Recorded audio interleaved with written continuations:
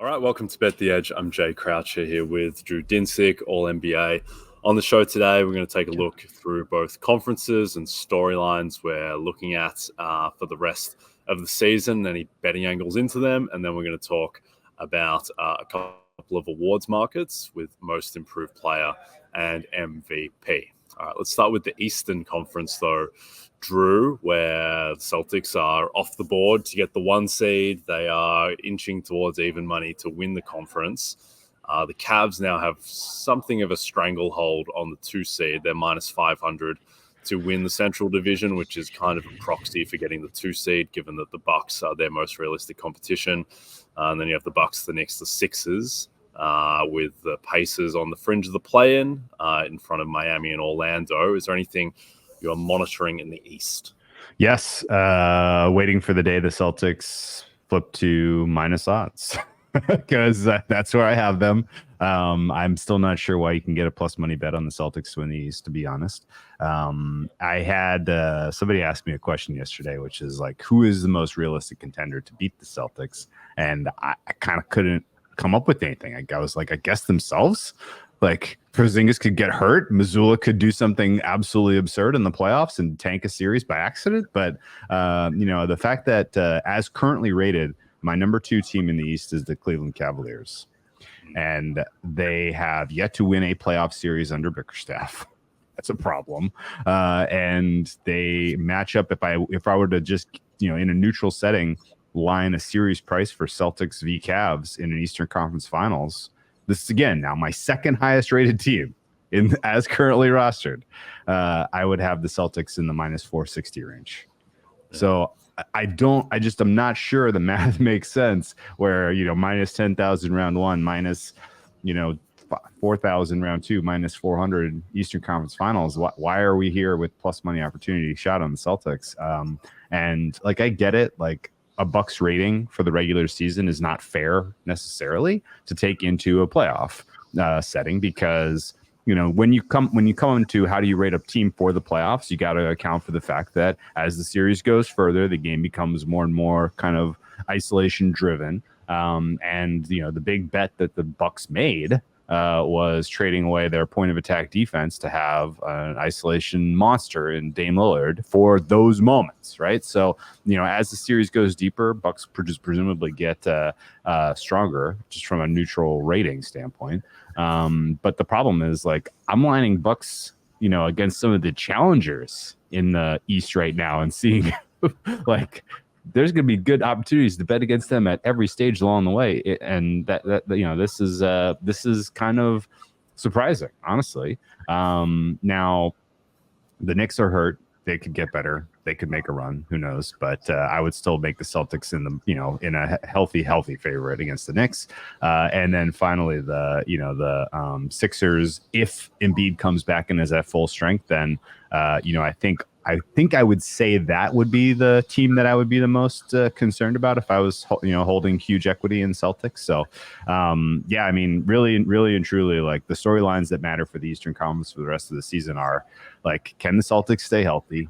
And, can the Bucks right the ship to get the 2 seed? And what is the status of Embiid? Because there's really not any other questions that I think matter all that much. Where are you at? Yeah, I think the question in the East is, if you assume health for Boston, what's the longest price they can possibly be in a series?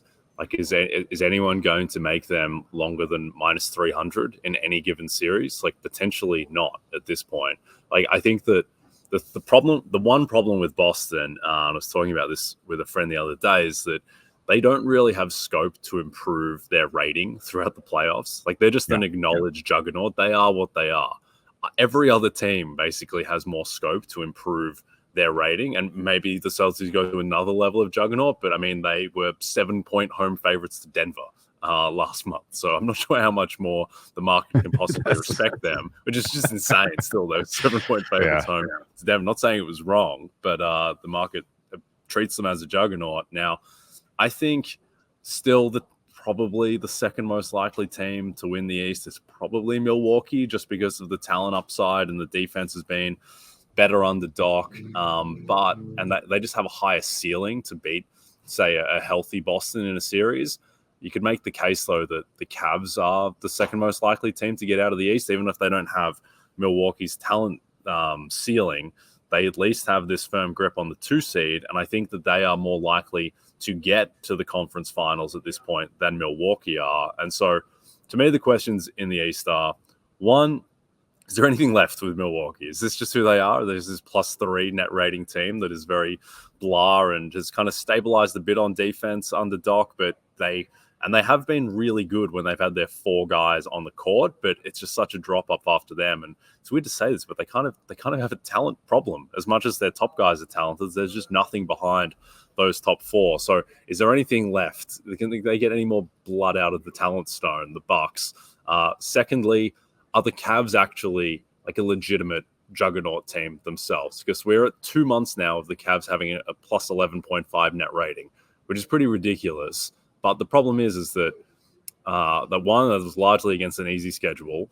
2, there are reasons to believe that the Cavs are a better regular season team than a playoff team, with the Bickerstaff stuff, with the fact that playing 2 bigs doesn't get penalized as much, I think, in the regular season. And there's a few other factors on top of that. Now, they have been missing guys, which kind of counteracts a little bit of the easy schedule they've had. And then the other thing is just Embiid. Like, if Embiid is just going to come back and be Embiid, the guy who was playing at the highest level in the league, then all of a sudden that might well be, and probably is, the second best team in the East at full strength. But there's a lot of things that need to go wrong, I think, for Boston to not get out of the East, so long as they're healthy. Yeah, I think that's the caveat.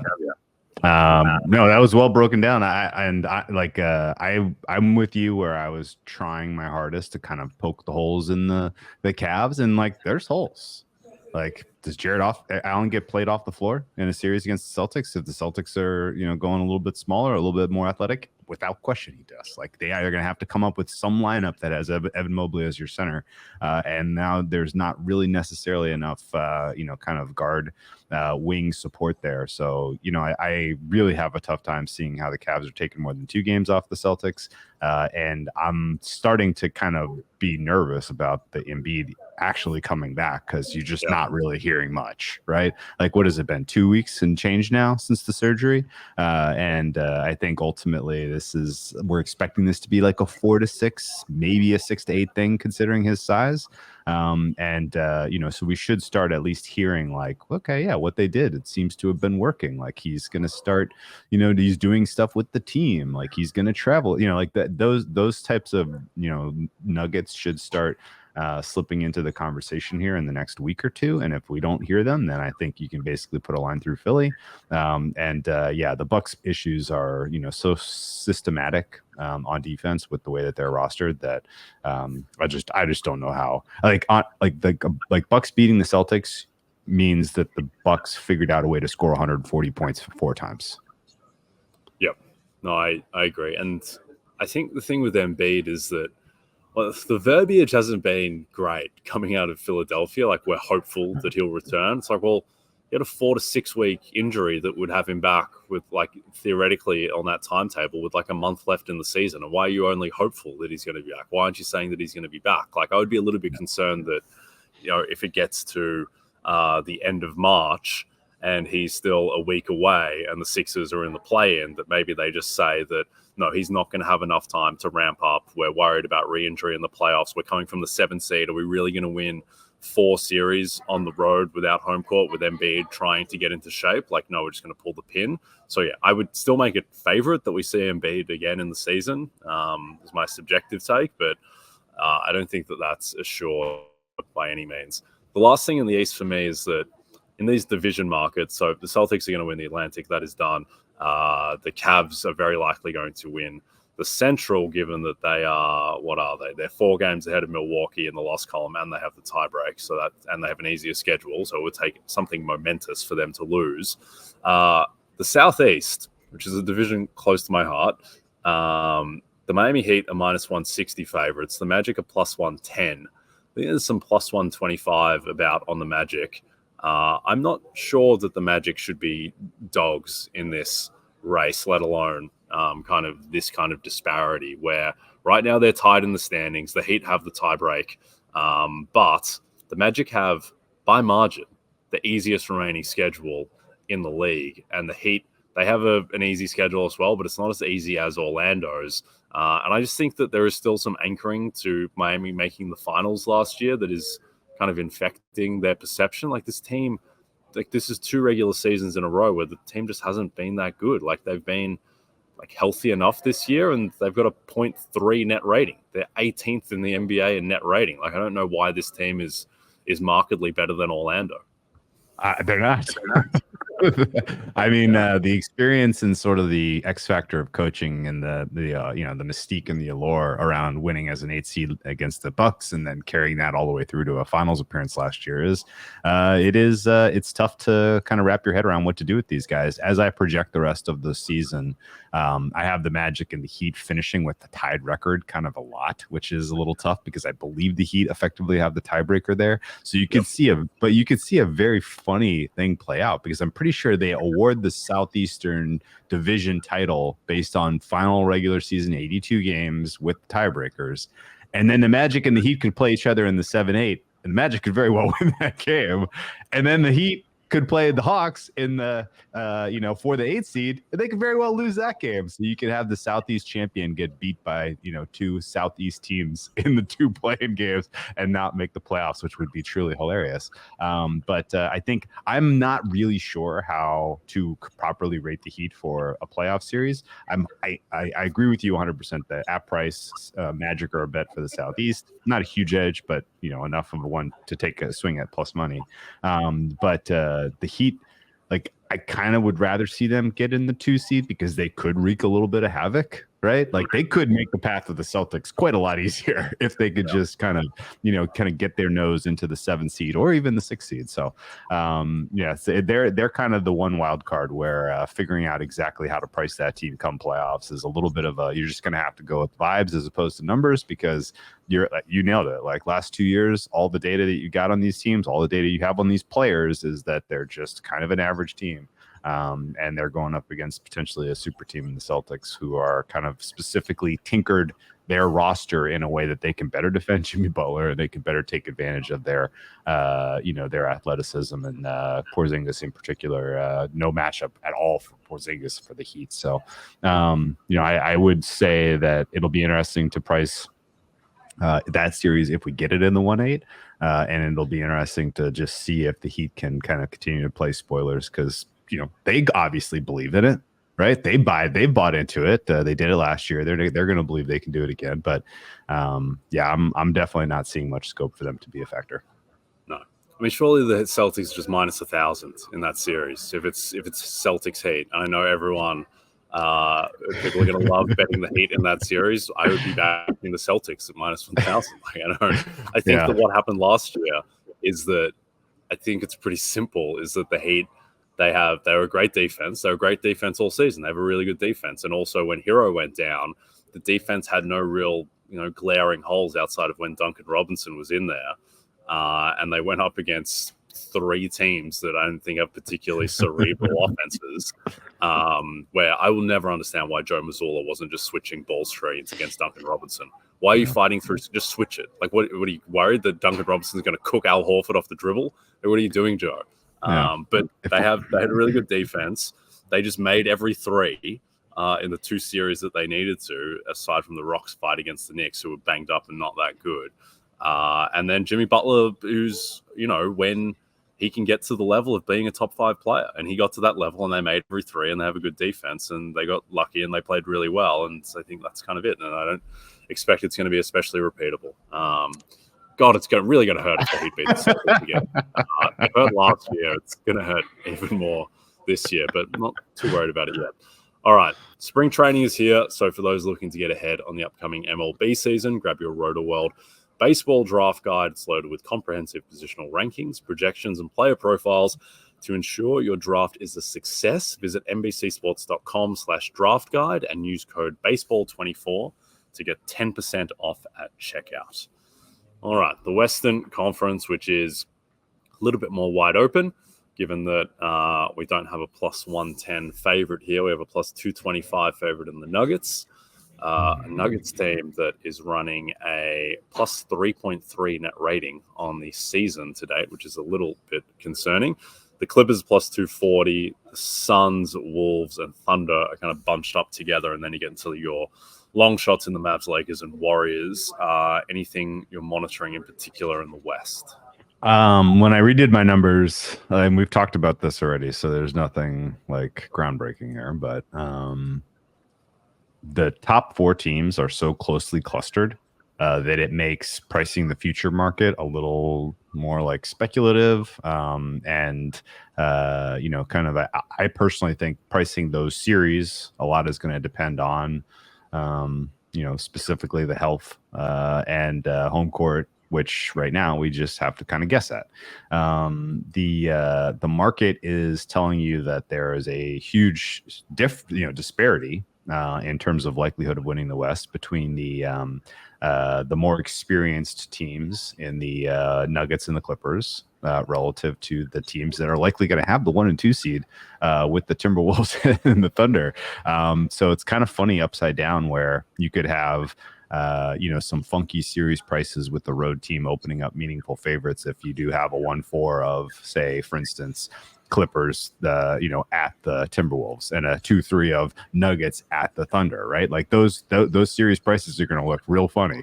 And so I think ultimately I did a lot of soul searching over the break about the Thunder prices. I know you made a very compelling case prior to the All-Star break about like, look, man, like they're just wrong. Like there's lopsided upside here of them actually figuring it out. And I think that's somewhat true. Yep. No, I think the Thunder, if you just look at what they have done so far this season, they've been the second best team in the NBA to date by net rating. They have, we'll talk about MVP in a second, but the guy who I think should be the MVP favorite in SGA, I think Gordon Hayward is really going to help them because the one thing that you'd be worried about the Thunder, they're kind of their Jarrett Allen, Tony Allen type of thing that gets really exploited in the playoffs would be Josh Giddey just not being guarded whatsoever. And I think Gordon Hayward kind of gives them insurance against that. It's a peculiar market at the moment. I'm not necessarily saying it's wrong, but where you've got the 1 and the 2 seeds right now are your 4th and 5th favorites in the conference. Like that doesn't happen particularly often. And that's buying into the idea that the Nuggets and Clippers are just markedly better than both of those top 2 teams. And I think they are better, but at current prices, are they 3 times better than these teams relative to their chances of winning the conference? Like, I think that's a little bit rich. So yeah, the Thunder are the team who in the West are the most interesting to me because they actually have, legitimate upside. Whereas with the Wolves, it's like, I just don't think that offense, and there's just it's not very scientific, but just the gnawing part of me that has watched a lot of Wolves basketball the past 2 years, and just seen all the dumb things that Anthony Edwards and Karl Anthony Towns do at the end of games. Like it's not, you talk about like the previous iterations of the Celtics not being particularly cerebral on offense.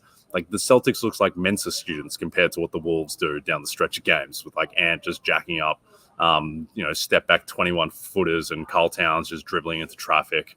I just worry a little bit about their offense. I think the defense, I think Minnesota actually, I think they are probably the matchup that the Nuggets least want to see because of how Gobert has given Jokic trouble. I think he's probably the one guy in the league kind of best equipped to deal with Jokic. I thought it might be Anthony Davis, but Anthony Davis couldn't do anything against Jokic. Jokic is too big. But Gobert is the one guy who seems to really give him strife. But, what do you think of the upside for the Timberwolves? Because they are the favorite right now to get 1 seed, and they're plus 825 to win the conference. Yeah, so it goes without saying, because we've said it 500 times in this podcast in the last 2 years, you got to adjust your regular season rating for the Nuggets because when they reduce the bench, they're a better team, right? And the opposite, I think, can be said of the Timberwolves, where a lot of what makes them special and good as a regular season team is their depth. That second unit is very, very good. The minutes that they're getting out of guys like Kyle Anderson, Jordan McLaughlin, Naz Reid, Jaden McDaniels, like those minutes matter. And their closing 5, it does have players that you have huge, huge question marks about in terms of how are you going to actually execute your offense, even at home. And I agree with you that, kind of my dream matchups are OKC Clippers and because I like the Clippers in futures market. And then, Timberwolves Nuggets on the other side, because I don't really want the Clippers to have to deal with the Nuggets. I'd much rather the Timberwolves can find the way to dispatch them. I think of those 4 teams, I would put the Timberwolves pretty clearly fourth. I do personally have the Timberwolves ahead of the Suns. Suns are the price in the Western Conference market that it makes my head kind of spin the most. It's like, oh my God, we're reliving this Nets, being favored against the Celtics kind of stuff, because they're going to be up against one of the Elite Four in round 1, and they could be favorites in that series. And I just am not there. And a dream series for us is OKC Phoenix, I think, round 1, because that looks to be the most disparate price relative to how you actually rate those teams. And I think, the starting to buy a little bit into the Thunder, as far as, if not in the futures market, at least being prepared to take advantage of their series prices being just flat out wrong.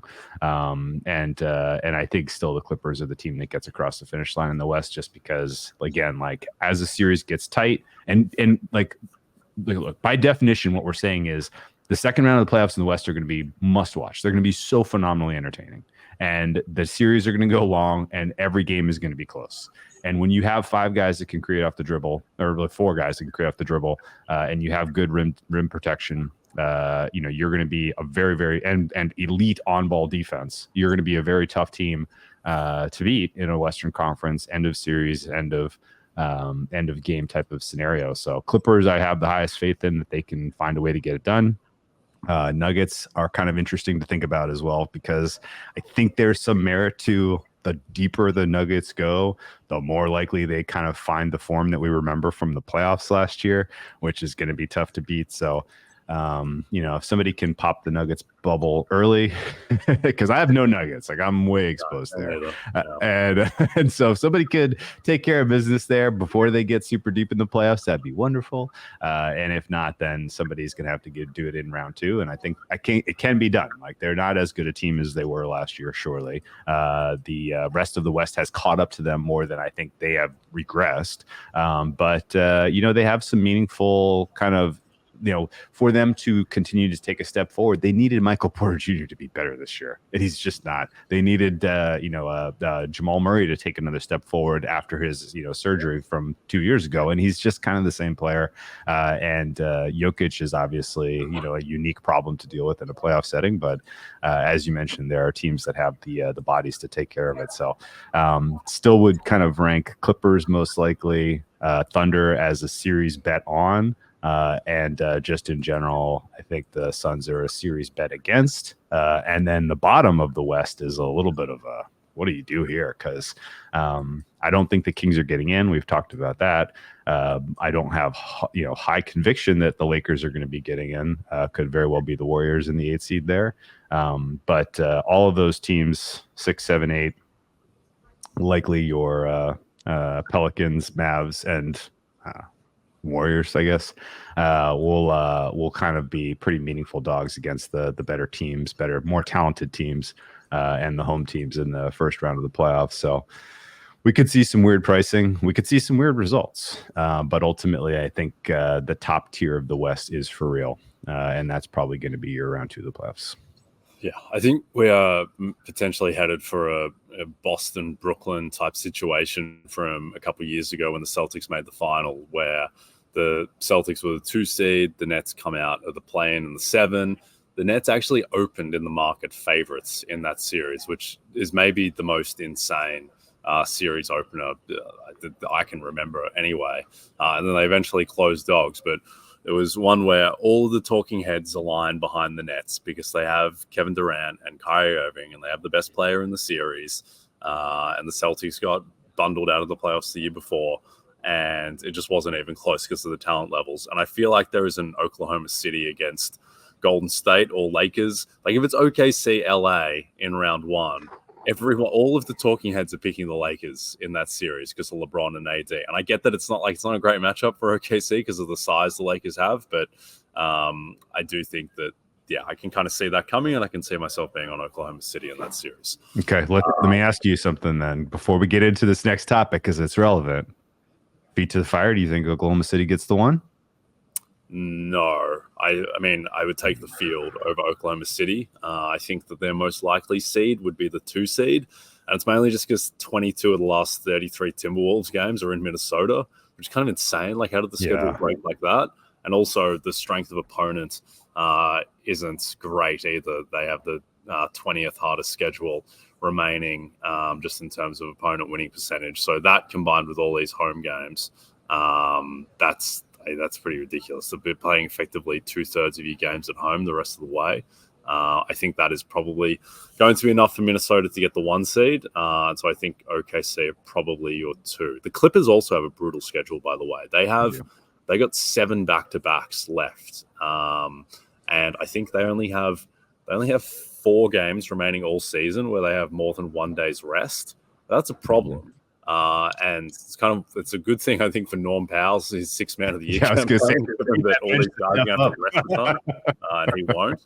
But that's going to be trouble for them, I think. Yeah, we agree. Yeah. Okay. Last one, quickly. We talked about this before, but I don't understand why the Mavericks are plus 155 to win their division over the Pelicans. Right now, they're 1 game back of New Orleans. They have the easiest schedule, albeit it is road heavy. And they right now have the tiebreak as well. And I know that statistically, New Orleans have been excellent and Dallas have been blah, but I don't really buy that. Like, I've watched a lot of Pelicans. The team just makes no sense whatsoever. And Dallas, I think they've really found themselves in a way these past couple of weeks as they finally got healthy. They've added PJ Washington and Daniel Gafford, who I don't think either of those guys are amazing, but they're better than who they were replacing. So I think the Mavs, I would have that closer to pick. Oh, interesting. Okay. At some point, I made a bet on Pelicans in a small minus money range before I kind of really. And at the time, like, the Mavericks were so lost, I was like, man, I don't think they can figure this out. So I might play a little defense there. But I'm with you in that I don't understand the Pelicans. It's just a nonsensical team that's kind of good, I guess. Statistically, they're great, but they're all over the place, though. Like, 98 points win. 136 points win, huge, beat down of an elite team, and then they just absolutely lay an egg the next night against or next game out against the Lakers. Like, they are the inconsistency and the variability around performance from night to night for the Pelicans is very, very tough to wrap my head around. Their talent just isn't additive. Like, it doesn't.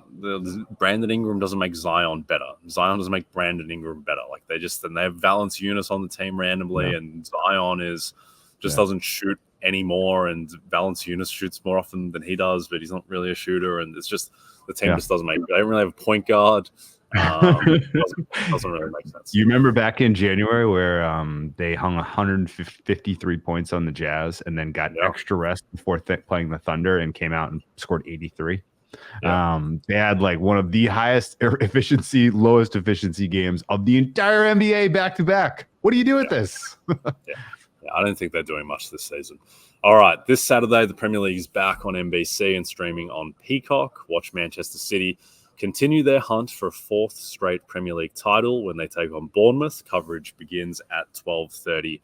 But let's talk about most improved player. Tyrese Maxey is minus 190 favorite. Coby White second at plus 375. Alperen Sengun is 8-1. Jonathan Kuminga is 8-1. And then our man Jalen Williams is 16-1. What do you make of this market? Yeah. We got to go back and clip maybe like the 15th, where we were talking Thunder. And Jalen Williams was 100-1, and we were both scratching our heads because he, again, is the highest Darko year-over-year improvement of any player in the NBA. Darko DPM, of course, all-in-one stat that kind of captures both, kind of where you are, where you're projected to go as far as player impact and performance. I'm pretty healthy into the Jalen Williams hype at this point. I think my fare would be closer to 10-1 for him. So still a teeny meat on the bone there for our guy Jalen. The sentiment that I got out of All-Star Weekend is that Maxey's case is falling apart. The rats are jumping off the ship. Right. Like, people are kind of like, because, and we didn't talk about it in the East, but like one of the storylines to follow is like, how far do the Sixers sink? down the standings between now and the end of the season. And like, there's going to be a little bit of a losing stench around that team. He was showing massive amounts of fatigue into the close before the All-Star break. And it's very, very tough to be the singular offensive piece on a team that is structured the way that the Sixers are, especially when you're a guard, and like that can break players down. And so he may have a couple of pop moments here out of the break. I wouldn't shock me, right? He's gotten a decent amount of rest. He may be electric tonight against the Knicks for all we know. But I think ultimately his case will continue to become less appealing. I don't think it's a good case anyway, and I'm projecting it to get worse. Is kind of where I'm at with Maxey. And because people were starting to kind of reevaluate their thoughts on this market, kind of the sentiment sort of, circulating and kind of collecting around Coby White. Best of luck to everyone who believes Coby White's going to be able to win this thing, because I really do not see it. That is a super uninspiring case to me. And if we have to kind of go to bunker and kind of kill that case as we get into the close of the season, I think there's a lot of ways to do it. But the top two guys on this board, I think, are bet against, in my opinion. And the next three, I think, are really where it will come down to. And because Sengun is on a Houston team that's not going to make the play-in, because Kuminga is inconsistent in terms of usage and role, and because Jalen Williams is on your likely top 2 seed in the West, I think it's Williams or pass here.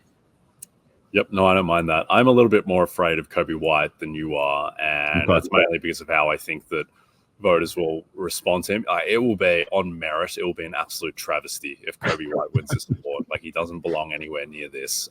I understand that his counting stats have increased and his shooting efficiency. Like, he's just not a very good player. Like, he's fine. He's a 6th man of the year type of guy who is starting on a 26 and 29 team that have a really hard schedule to close. I mean, Coby White is... he is a middling creator who plays no defense whatsoever. He's plus 0.5 EPM. Like, he's fine, but the idea that he would win this award over Maxey, Sengun, Kuminga, Williams, even Scotty Barnes has a better case on merit in my mind than Coby White.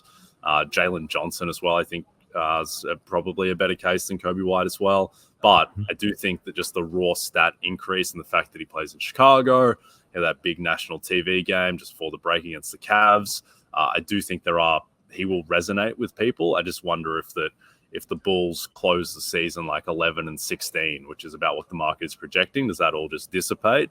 I don't think there's a ton of meat on the bone at plus 375 either. I don't think he should be the favorite or anything. I just do think that he has a path to winning.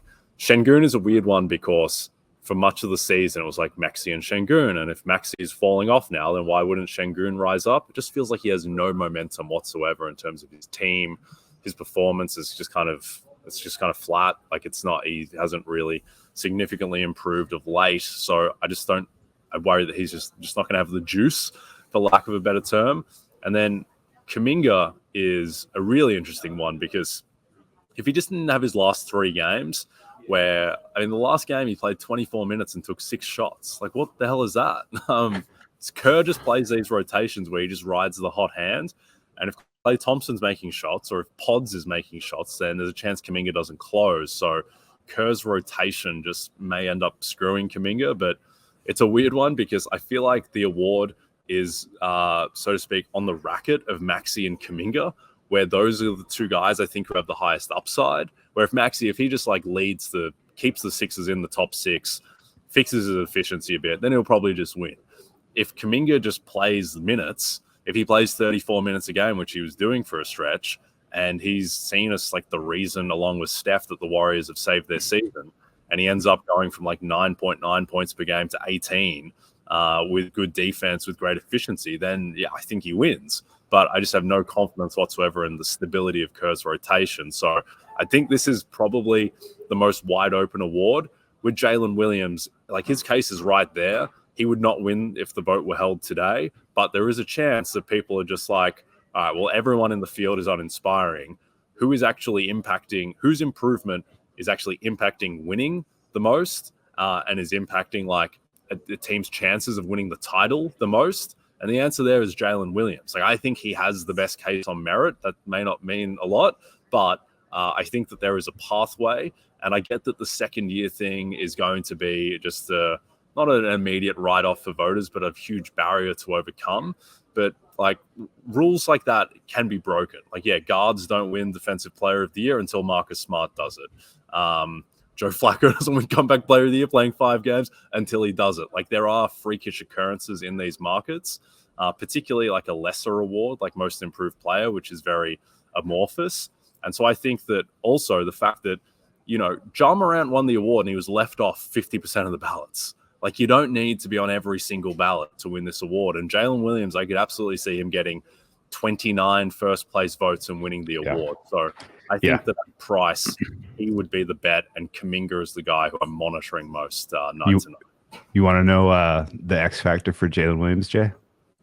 Yeah. There's a chance he makes third team All NBA.